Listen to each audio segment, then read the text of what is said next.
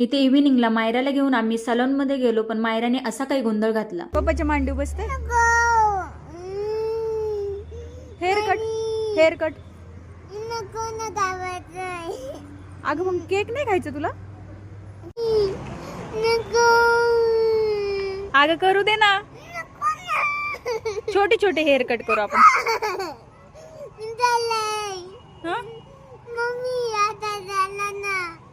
आता मायरा असा काही गोंधळ घालेल असं आम्हाला अजिबात एक्सपेक्ट नव्हतं, पण मायराने असा गोंधळ घातला. पण याच्या आधी जेव्हा तिला हेअर कटला आणलं होतं तेव्हा तिने अजिबात त्रास नव्हता दिला, पण यावेळेस काय माहिती का असं तिने त्रास दिला. तर मोस्ट ऑफ तर आम्ही याच दादाकडे तिला आणतो, आणि लेडीज पार्लरला न नेण्याचं कारण मग हेच की मायरा मला एकटीला फार त्रास देते आणि ती करूही देत नाही हेअर कट, अक्षरशः उठून यावं लागतं बाहेर. तर अशा प्रकारे मायराचं आणि मायराच्या पप्पाचं काम झालेलं आहे. त्यानंतर मग आम्ही घरी आलो. घरी येऊन मग मी